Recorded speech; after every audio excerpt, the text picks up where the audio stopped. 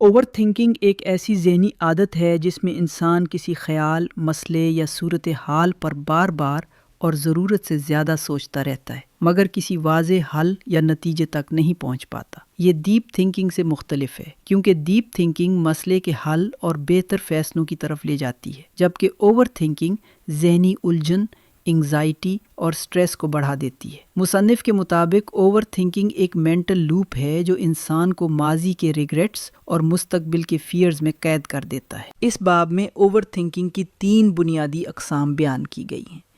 پہلی قسم فیوچر وری ہے، جس میں انسان آنے والے وقت کے بارے میں ورسٹ کیس سیناریو سوچتا رہتا ہے، حالانکہ ان کا حقیقت سے کوئی واضح تعلق نہیں ہوتا۔ دوسری قسم پاسٹ ریومینیشن ہے، جس میں انسان اپنی پرانی غلطیوں، ناکامیوں یا تعلقات کو بار بار ذہن میں دہراتا ہے، جس سے گلٹ، شام اور سیلف بلیم پیدا ہوتا ہے۔ تیسری قسم انالیسس پارالیزیس ہے، جس میں حد سے زیادہ تجزیہ انسان کو فیصلہ کرنے کے قابل ہی نہیں چھوڑتا، حتیٰ کہ سادہ فیصلے بھی مشکل محسوس ہونے لگتے ہیں۔ باب میں واضح کیا گیا ہے کہ اوور تھنکنگ صرف ذہنی مسئلہ نہیں بلکہ اس کے سائیکولوجیکل اور فزیکل ایفیکٹس بھی ہوتے ہیں۔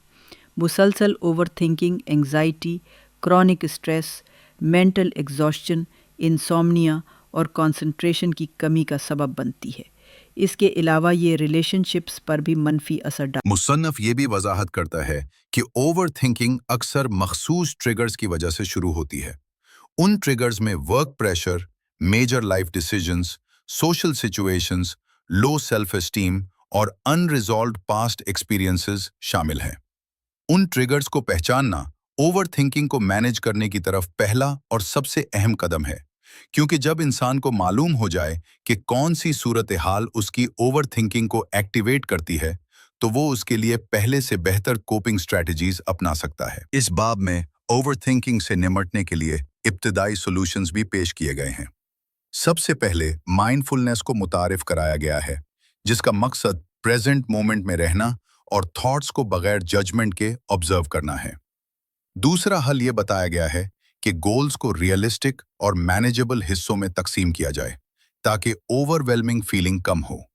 تیسرا اہم نقطہ یہ ہے کہ اگر اوور تھنکنگ روزمرہ زندگی، ورک پرفارمنس یا ریلیشن شپس کو شدید متاثر کرنے لگے تو پروفیشنل ہیلپ لینا ضروری ہے، جیسے تھراپی یا کاؤنسلنگ۔ باب کا مرکزی پیغام یہ ہے کہ اوور تھنکنگ کوئی مستقل یا ناقابل علاج حالت نہیں، بلکہ ایک لرنڈ ہیبٹ ہے۔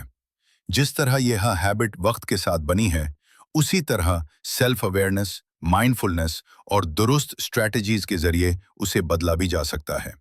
یہ باب پوری کتاب کی فاؤنڈیشن رکھتا ہے اور آئندہ چیپٹرز کے لیے راستہ ہموار کرتا ہے، جہاں انگزائٹی، ایموشنل ریگولیشن اور انر پیس کے عملی اور گہرے حل بیان کیے گئے ہیں۔